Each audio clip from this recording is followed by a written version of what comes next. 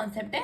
ये कॉन्सेप्ट ये कहता है कि देखो मनी मेजरमेंट, वही कह रहा है कि जो मनी में मेजर किया जा सके, यानी कि अकाउंट्स में हम सिर्फ उन्हीं ट्रांजेक्शन को रिकॉर्ड करेंगे। आगे जब आप आगे जाओगे देखोगे, आप अकाउंटिंग इक्वेशन कर रहे हो, जर्नल एंट्री पास कर रहे हो, तो आपको बहुत सारे ट्रांजेक्शन देखने को मिलेंगे, ठीक है। एक दिन में बिजनेस में तो कितने सारे ट्रांजेक्शन परफॉर्म करते हैं हम, चाहे सिंगल बिजनेस कर रहे हो, चाहे कंपनी हो, चाहे पार्टनर्स होंगे, ठीक है। तो सारे ट्रांजेक्शन को हम रिकॉर्ड करते हैं, तो रिकॉर्ड करते हैं तो वहाँ पे हमें सबसे पहली चीज़ क्या देखनी होती है कि हम वही ट्रांजेक्शन रिकॉर्ड करते हैं which can be expressed in monetary terms, यानी कि accounting records only monetary transaction, और मॉनेटरी ट्रांजेक्शन क्या होता है which can be expressed in monetary terms. जैसे एग्जांपल मैं समझाती हूँ, sold goods to Ram and sons 20,000। अब देखो मैंने राम एंड सन्स को गुड्स भेजे, या किसी बिजनेस से राम एंड सन्स को गुड्स भेजे, कितने के 20,000। क्या मैं इसको मनी के टर्म्स में मेजर कर सकती हूँ? बिल्कुल कर सकती हूँ। कितने के गुड्स बेचे? 20,000 के, तो मैं इसको रिकॉर्ड कर दूंगी। Similarly salary paid to employees 15,000, क्या मनी के टर्म में मेजर हो पा रहा है? बिल्कुल हो पा रहा है, तो मैं इसे बिजनेस बुक्स ऑफ अकाउंट्स में रिकॉर्ड कर दूंगी। लेकिन यहीं पे आपको एक और चीज़ दिखाती हूँ।